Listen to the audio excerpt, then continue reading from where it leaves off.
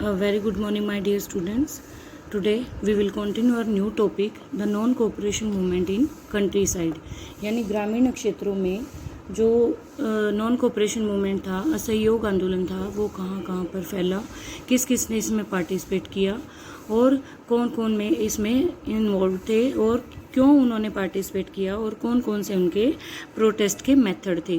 तो आइए हम इस टॉपिक में डिस्कस करते हैं अपनी नॉन कोऑपरेशन मूवमेंट जो कि कंट्री साइड में यानी ग्रामीण क्षेत्रों में हुआ था। फर्स्ट ऑफ ऑल पार्टिसिपेंट्स यानी कि जो प्रतिभागी थे वो कौन कौन थे इसके अंदर। The movement was lead by the peasants, यानी कि जो मूवमेंट थी ये किसके द्वारा नेतृत्व किया गया इसका, किसानों द्वारा।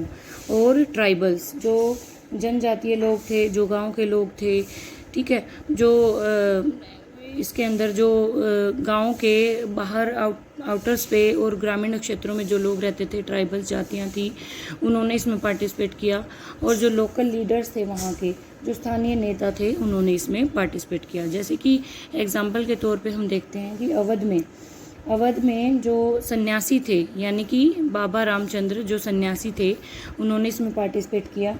बाबा रामचंद्र पहले क्या थे, who had been to Fiji as an indentured labourer.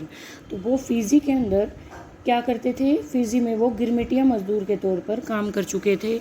गिरमिटिया मजदूर क्या होता है कि एक स्थान को छोड़कर दूसरे स्थान पर जाकर मजदूरी करना और ज़बरदस्ती उनसे एज अ स्लेव सिस्टम, तो स्लेवरी जो सिस्टम था, स्लेव की तरह उनको काम करना पड़ता था और उनको वहीं रहना पड़ता था। तो फिजी में इंडेंचर्ड लेबरर के रूप में उन्होंने काम किया था। तो इन्होंने वहाँ पर पार्टिसिपेट किया ग्रामीण क्षेत्रों में और लोगों को भी उन्होंने प्रेरित किया।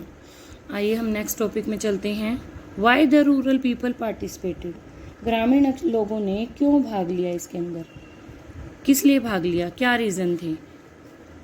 द पीजेंट जो थे, पीजेंट इसके अंदर थे, जो ये आंदोलन था, यहाँ पर जो सिर्फ अंग्रेज़ों के विरुद्ध नहीं थे लोग, ओनली जो ब्रिटिशर्स थे सिर्फ उनके अगेंस्ट नहीं थे, बल्कि तालुकदार और जो लैंडलॉर्ड्स थे उनके अगेंस्ट थे। क्योंकि जो प्रॉब्लम क्रिएट कर रखी थी गांव के अंदर तालुकदारों ने और ज़मींदारों ने, इन्होंने प्रॉब्लम क्रिएट कर रखी थी। क्योंकि जो रूरल लोग थे, रूरल एरिया के लोग थे, अर्बन एरिया के लोगों से उनकी जो प्रॉब्लम थी वो बहुत डिफरेंट थी। और जो तालुकदार और लैंडलॉर्ड थे बहुत हाई रेंट्स उनसे डिमांड करते थे और उनकी जो टैक्सेस की वैरायटी थी वो भी डिफरेंट थी। तो इसीलिए जो गांव के लोग थे उनसे बहुत ज़्यादा परेशान थे, बहुत फेडअप हो चुके थे और इस कारण से उन्होंने क्या किया, प्रोटेस्ट करना शुरू किया। किसके अगेंस्ट प्रोटेस्ट करना शुरू किया, ब्रिटिशर्स के अगेंस्ट प्रोटेस्ट करना शुरू किया। तो इसमें जो पीजेंट्स थे, पीजेंट्स पे जो बेगार सिस्टम वहाँ पर क्या किया गया, बेगार सिस्टम वहाँ पर बेगार सिस्टम के द्वारा, यानी कि बेगार जो सिस्टम था, बेगार सिस्टम में क्या होता था कि लोगों से, किसानों से काम तो करवाया जाता था बट बदले में उनको पेमेंट नहीं दी जाती थी। यानी पीजेंट हैड टू डू बेगार and work at the landlords farms without any payment. तो उनको बिना किसी पेमेंट के उनको क्या किया जाता था, काम पे लिया जाता था। तो peasant had no security of tenure, तो जो पीजेंट थे, किसान थे, उनकी जो जॉब की सिक्योरिटी थी वो भी नहीं थी। उनसे मनमाने ढंग से काम करवाया जाता था और उनको कभी भी वहाँ से हटा दिया जाता था और उनको बदले में कोई भी वेजेस नहीं मिलती थी। तो जो ये प्रॉब्लम्स थी वो बहुत ही डिफरेंट टाइप की थी पीजेंट्स की। तो इन पीजेंट्स ने क्या किया, मिलकर एक मूवमेंट्स की डिमांड की, यानी कि कोई ना कोई हमें मूवमेंट करनी पड़ेगी तब जाके हमारी प्रॉब्लम का सॉल्यूशन होगा। तो इन्होंने क्या किया, इन्होंने जो डिमांड्स रखी वो कौन कौन सी डिमांड थी, आइए इसके बारे में देखते हैं। तो रिडक्शन ऑफ रिवेन्यू, यानी कि जो रिवेन्यू लिया जाता था, लैंड रिवेन्यू जो उनसे लिया जाता था उसमें कटौती की जाए। जो उनसे इतने ज़्यादा टैक्स उन पे इम्पोज कर दिए गए थे, उनके पास उनकी फसलें ख़राब हो गई थी। जैसे कि 1917 में बात करते हैं कि खेड़ा के अंदर जो किसान थे वहाँ पर बाढ़ आ गई थी, उनकी फसलें ख़राब हो गई थी। जब उनके पास खाने के लिए उनके पास बेसिक नीड्स ही वो पूरी नहीं कर पा रहे थे तो वो उनके टैक्स कहाँ से पे कर पाते। तो इसीलिए जो रिवेन्यूज़ थे उनके डिफरेंट टाइप के रिवेन्यूज़ थे, तो अलग अलग रिवेन्यूज़ उनके ऊपर ऊपर इम्पोज कर दिए गए थे। तो इन रिवेन्यूज़ को रिडक्शन किया जाए, इनको रिड्यूस किया जाए। इसके बाद अबोलिशन ऑफ बेगार, जो बेगार सिस्टम था उसको अबोलिश किया जाए। उनको मनमाने ढंग से उनसे काम लिया जाता था, बट बदले में उनको वेतन नहीं दिया जाता था, उनको जो पेमेंट था वो नहीं मिलता था। तो इसीलिए जो किसान थे वो क्या थे, इस बेगार सिस्टम से भी बहुत परेशान थे, तो वो उसको चाहते थे कि इसको अबोलिश किया जाए। इसके बाद है रीडिस्ट्रीब्यूशन ऑफ लैंड। लैंड का रीडिस्ट्रीब्यूशन किया जाए। क्यों किया जाए? क्योंकि जो अमीर लोग थे यानी कि लैंडलॉर्ड्स थे, उनके पास तो बहुत ज़्यादा ज़मीनें थी, और जो पीजेंट्स थे वो दूसरों के खेतों में काम करते थे, उनके पास अपनी ज़मीनें भी पूरी तरह से उनके पास नहीं थी। तो इससे क्या हुआ, तो लोगों को क्या हुआ, उनके साथ डिस्क्रिमिनेशन हुआ था। तो इसीलिए वो चाहते थे कि हमारी लैंड का क्या किया जाए, रीडिस्ट्रीब्यूशन किया जाए, दोबारा से लैंड को बांट दिया जाए लोगों के अंदर और इक्वल तरीके से बांटा जाए। तो जो लैंड थी वो अनइवन तरीके से थी, यानी कि किसी के पास ज़्यादा थी, किसी के पास कम थी। तो लैंड का रीडिस्ट्रीब्यूशन करने के लिए उन्होंने डिमांड की। इसके बाद social boycott of oppressive landlords. अब जो लैंडलॉर्ड्स थे वो बहुत ही ज़्यादा उनके ऊपर, जो किसान थे, किसानों पे बहुत ज़्यादा अत्याचार करते थे, उन पे अन्याय करते थे। क्यों करते थे? क्योंकि उनको फ्री में मनमाने ढंग से, यानी कि वो उनसे काम लेते थे और बदले में उनको कुछ देते नहीं थे। और क्या था कि उनको कोई भी बिना किसी पेमेंट के उनको फ्री में लोग काम करने के लिए मिल रहे थे, और उनके साथ वो इल ट्रीटमेंट भी करते थे, अभद्र व्यवहार करते थे। उनको अपने घरों में भी पर्सनल काम के लिए भी उनको लेके जाते थे। तो उनके साथ बहुत ज़्यादा गलत हो रहा था, तो उनको दबाया जा रहा था। किसके द्वारा? लैंडलॉर्ड्स के द्वारा। तो इनका सामाजिक बहिष्कार किया जाए, सोशल बायकॉट किया जाए। तो लोगों की, यानी कि पीजेंट्स की, ये सारी हमारी डिमांड्स थी, इनको पूरा किया जाए। तो इसीलिए इन डिमांड्स को पूरा करने के लिए वहाँ के लोगों ने, ग्रामीण लोगों ने क्या किया, हमारे नॉन कोऑपरेशन मूवमेंट में पार्टिसिपेट किया, जिसमें महात्मा गांधी ने उनकी हेल्प की। महात्मा गांधी के साथ वो मिल गए। जैसे कि बिहार के अंदर चंपारण में जो किसान थे, उनको महात्मा गांधी के भाषणों से लगा।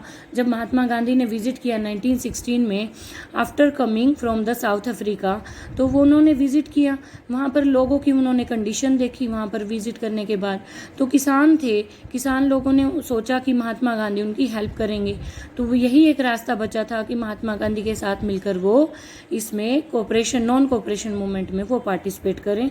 तो इस प्रकार से महात्मा गांधी ने सभी के साथ मिलकर इस मूवमेंट को यानी कि स्टार्ट किया। इसके बाद है वेज ऑफ प्रोटेस्ट। जो प्रोटेस्ट के वेज थे वो डिफरेंट वेज थे, तो अलग अलग तरीके से उन्होंने प्रोटेस्ट किया। जैसे कि नाई धोबी बंद। अब जो नाई धोबी बंद था ये गांव के एरिया में था, ग्रामीण क्षेत्रों में लगाया गया।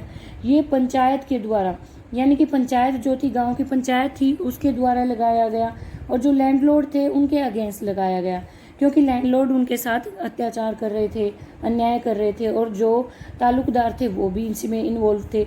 तो इसीलिए उन्होंने, जो नाई धोबी बंद था उसके अंदर उन्होंने बार्बर्स ने सर्विसेज देना बंद कर दिया, कोबलर्स ने सर्विसेज देना बंद कर दिया, वॉशरमैन्स थे जो धोबी थे, उन्होंने उनके कपड़े धोने बंद कर दिया, यानी उन्होंने अपनी सर्विस देनी बंद कर दी। तो इस प्रकार से जो नेशनल लीडर्स थे, जैसे कि जवाहरलाल नेहरू थे, उन्होंने लोगों को, ग्रामीण लोगों को बहुत ज़्यादा सपोर्ट किया। तो इस प्रकार जो नाई धोबी बंद जो था, ये प्रोटेस्ट का एक तरीका था उनका, इसको इन्होंने अंजाम दिया। तो इसके बाद अवध की बात करते हैं। अवध किसान सभा। अवध किसान सभा ऑर्गेनाइज की गई, जवाहरलाल नेहरू के द्वारा ये सेटअप की गई, और जवाहरलाल नेहरू इसके हेड थे, जिन्होंने बाबा रामचंद्र को अपने साथ शामिल किया, और भी दूसरे लोग थे उनको शामिल किया। और अवध किसान सभा में उन्होंने गांव के लोगों को भी शामिल किया, और गांव के लोगों की, उनकी दुखों को जानने के लिए, उनकी ग्रीवेंसेस को जानने के लिए उनके गांव के लोगों से मिलने गए जवाहरलाल नेहरू। और उसके बाद वो मिलके उनसे उनकी जो प्रॉब्लम्स थी उनका सॉल्यूशन करने के लिए गए। तो उन्होंने अवध किसान सभा इसीलिए बनाई क्योंकि वहाँ के किसानों की वो मदद कर सकें। वहाँ के किसान जो भी उनकी समस्याएं थी उनको दूर करने के लिए उन्होंने अवध किसान सभा की, यानी कि उन्होंने ये जो वो की थी, ऑर्गेनाइजेशन बनाई थी, वो किसानों की हेल्प के लिए बनाई गई थी। तो इसके बाद जो ताल्लुकदार थे और मर्चेंट्स थे, taluqdars and merchants were attacked. यानी जो 1921 में जो मूवमेंट स्प्रेड हुआ, धीरे धीरे स्प्रेड हुआ, ये गाँव तक भी आया, शहरों में भी फैला। बट जो ताल्लुकदार थे और मर्चेंट्स थे, ये क्या करते थे, किसानों के साथ बहुत गलत कर रहे थे, इनसे मनमाने ढंग से इनसे टैक्स वसूल कर रहे थे। इनका जो इनका प्रोडक्शन पार्ट था जो कि ये खेतों से कमाते थे, तो इन्होंने किसानों से ज़बरदस्ती जो भी लेते थे, यानी कि किसानों के पास तो कुछ बचता ही नहीं था, तो इसीलिए उन्होंने गुस्से में आकर क्या किया, उनके जो घर थे, ताल्लुकदारों के थे और मर्चेंट्स के घरों पर उन्होंने हमला करना शुरू कर दिया। ठीक है, उन्होंने अटैक करना शुरू कर दिया। जो ये मूवमेंट थी, ये एक वॉयलेंट रूप ले लिया इसमें, इस मूवमेंट ने एक वॉयलेंट रूप ले लिया। तो वॉयलेंट जो महात्मा गांधी थे वो नॉन वायलेंस को फॉलो करते थे, यानी कि नॉन वायलेंस नहीं चाहते थे वो। ठीक है, वॉयलेंट तरीके से वो नॉन वायलेंस के पुजारी थे, यानी कि अहिंसा के पुजारी थे, और वो वॉयलेंट नहीं चाहते थे किसी भी तरीके से कि कहीं भी वॉयलेंट कोई भी तरीका अपनाए। तो वो चाहते थे शांतिपूर्वक ढंग से और शांतिपूर्वक तरीके से समझौता किया जाए और हर प्रॉब्लम को सुलझाया जाए। तो ये जो मूवमेंट थी यानी कि वॉयलेंट हो गई थी, और इसके कारण जो कांग्रेस लीडर्स थे उसमें महात्मा गांधी भी थे, उन्होंने इसको लाइक नहीं किया, इसको पसंद नहीं किया।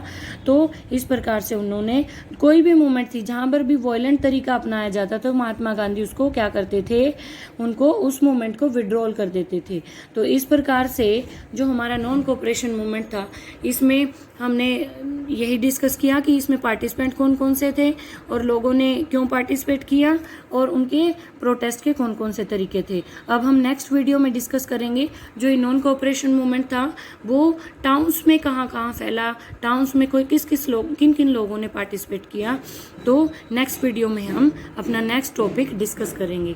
Thank you, have a nice day.